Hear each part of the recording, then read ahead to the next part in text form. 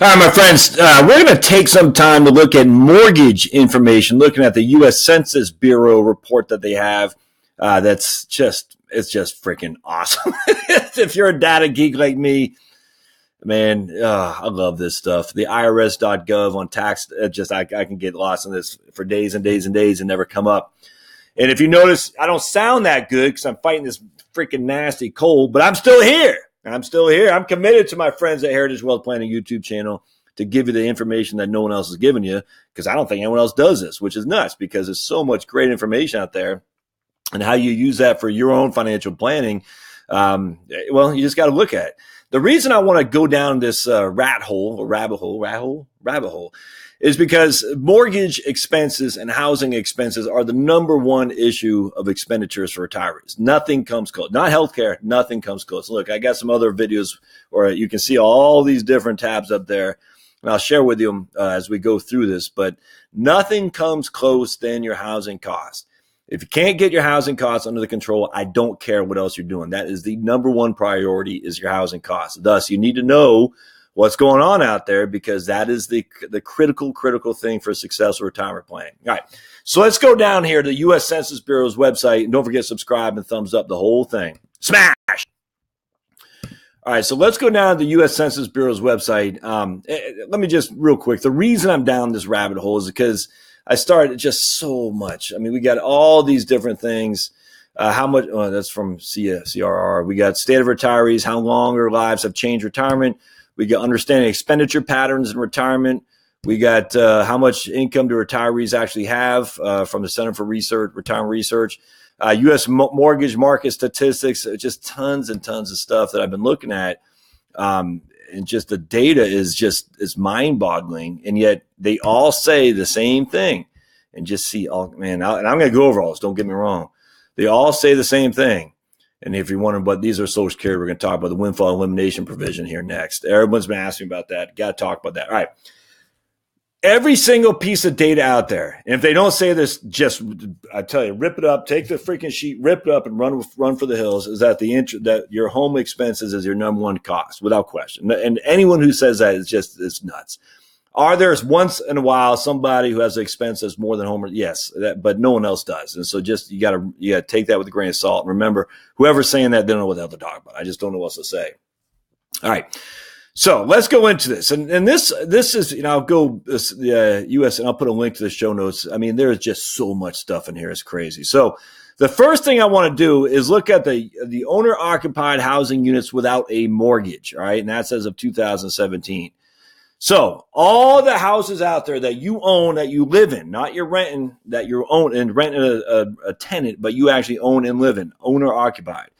There are 27.6 million units of owner occupied housing units without a mortgage. All right.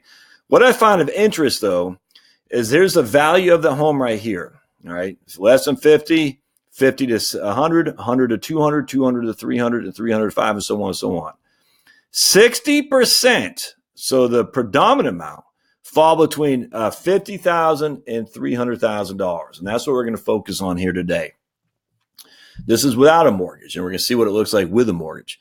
So the predominant amount of people who are owner occupied without a mortgage, their home units are worth between $50,000 and $300,000. All right. Now we have household income.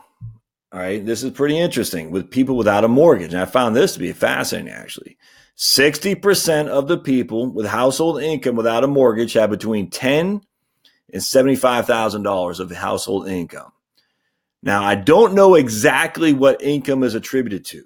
I don't know if that's Roth IRA distributions, for instance. I don't know. We're going to have to find out. And the reason I say I don't know, and I want to make that very clear, is because I had written an article about a year and a half ago, maybe even 2 years ago, and I never dove deeper, and I wanted to. I've been thinking about it.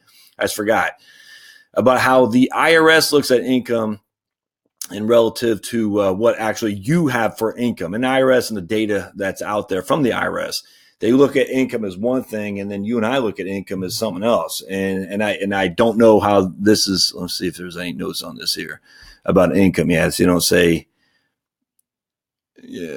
how they define income. And that's, oops, There we go. And so that's a problem. So I don't know. We're going to use the IRS definition of income, and I'll do another video on what I mean the differences. For you and I, income is how much money is coming into the account, in the checking account that we can spend. I mean, inherently, if it's Roth IRA, life insurance, cash out, all that stuff, income is coming. How much money do I got coming in? For the IRS, a lot of times they look at it as just taxable income. How much income you got coming in for which you have to pay tax on? Well, there's some sources of income you don't have to pay tax on. And that source of income is literally income that you can spend, but just because the IRS doesn't account for it doesn't mean it's not there. So again, I don't want to get too deep in the weeds on that because I will later on, but I don't know what they mean by income. Is it the actual income with Roth IRA distributions, for instance? I don't know, but let's assume that it is. So anyway, 60% of the population with no house, no mortgage, has income between $10,000 and $75,000. Now, this is what I found interesting. Here's a pretty big divergence here. So this is actually the outliers are the norm, and the middle is the outlier. And this is the ratio of value to household income. So basically what this means is the ratio of your home's worth versus your income. More than a third have less than a 2-to-1 ratio. That means their house is worth $50,000 and their income is $30,000. Or the house is worth $100,000 and their income is $60,000, if that makes sense. Ratio of their home value to household income. Now, I thought this was pretty interesting. Again, more than a third had more than a 4-to-1 ratio. So your house is worth $200,000 and your income is only $33,000. Your house is worth $100,000 and your income's $20,000. So more than 4-to-1 ratio from housing value to income. I don't really know what to make of that, frankly. That was interesting to me. But again, less than 2-to-1, your house is worth 50 and your income is 30, or more than 4-to-1, your house is worth 100 and your income is 23, for instance. And that's where not even the outliers, that's where the majority, the predominant amount of people are. In fact, that's over 70%. Now, this is interesting. Monthly housing cost. All right. So again, looking at the 60% area, right about here, monthly housing cost between $200 and $600 are 60% of the population here. Again, this is people without a mortgage. So if you don't have a mortgage, between $200 a month and $600 a month is the predominant amount of expenditures. If you don't have a mortgage, between $2,000 and $1,000 a month is, that's going to be 90%. Let's see, 31 plus 20. We'll round that down to 23. That's around 83% of the people who don't have a mortgage spend between $200 a month to $1,000 a month on housing costs. Which there just goes to show you, not having a mortgage doesn't mean you're living debt free, but it means your housing costs are certainly affordable at less than $1,000 a month.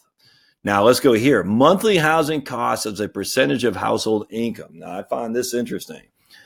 Now this is a confusing chart, and when I was looking at this, I had to kind of keep thinking about this before. But I want to show you something. Monthly housing costs as a percentage of housing income. All right, so let's look at this category. Basically what's happening is if you're less than 20% of your housing cost as a percentage of your housing income is, for the most part, everybody that falls in this category in almost any single realm. So here we go. $20,000 to $35,000 is your income. How much of that income is being attributed to housing cost? Is it less than 20%? Yes, 10% of the population in this category, less than 20% of their housing costs is attributed to housing, of their income is attributed to housing. Half of that is basically, less than half that is 20 to 29% of their income is attributed to housing. And a third of that, 3.2% of their income is contributed to housing. And the same thing happens. Here's $35,000 to $40,000 to $50,000. 12% of these people, less than 20% of their income is attributed to housing. Only 2% of these people in this category is more than 20%. In this case, 20 to 29% of their income is attributed to housing, and less than 1% is 30% or more. And the same thing happens going down the board. So basically, once you have no mortgage, the vast majority of you, less than 20% of your income is attributed to housing. In fact, as you get, and this only makes sense, as you get more and more income, here's 50 to 75,000, 16.6% of them have less than 20% of their income attributed to housing, and only 1.1% have 20 to 29% of their income attributed to housing, and 0.3% have 30% or more. And you can just have more and more and more, the more income you get, the less of that income is attributed to housing, which only makes sense. The only outlier here is right here. If you have less than $20,000 income, the majority, by far, of these people, 9.4% of that area has 30% or the more of their income attributed to housing. All right, does that make sense? So it's very interesting to me. And it's intuitive, but the more income you get, the less of that is attributed to housing, especially if you have no mortgage. And so let's just go back to 35 to 75,000 income household. That's going to represent 14.7 and 18. So that's 35% of that population. And I mean, the vast majority of this population, less than 20% of their income is attributed, of their expenses are attributed to housing. I mean, it's just not even close. So just goes to show you again, once you have no housing mortgage and you have a decent enough income between 20, you're looking at $3,000 a month. The vast majority of you, then less than 20% of that income will be attributed to housing. Hope that makes sense. I mean, it's not even close. Real estate tax is the median, and that just means 50% above and 50% below are $1,700.65, $1,765. Less than 800 people, so 6.4 million people, homeowners, pay less than $800 in a real estate tax, which is 23.4% of the population. Between 800 and 1,500 is 18% of the population. And the majority here is over $1,500 of real estate taxes. But there is a pretty significant amount that don't pay any. But still, so basically 51% of the population pays $1,500 or more in real estate taxes, and 49% of the population pays $1,500 or less, if that makes sense. So anyway, that's interesting to me. So it just, again, goes to show you, if you don't have a mortgage, the vast majority of you will have less than 20% of your income attributed to housing costs. And that's going to be a big deal as we go forward with this little scenarios we're doing. So stay tuned. We're going to do the same thing, except people with mortgage, and we're going to see what it looks like differently, because there's a method to my madness here. So don't forget to subscribe down below, and thumbs up, comment, share, and we'll see you next time. Thanks.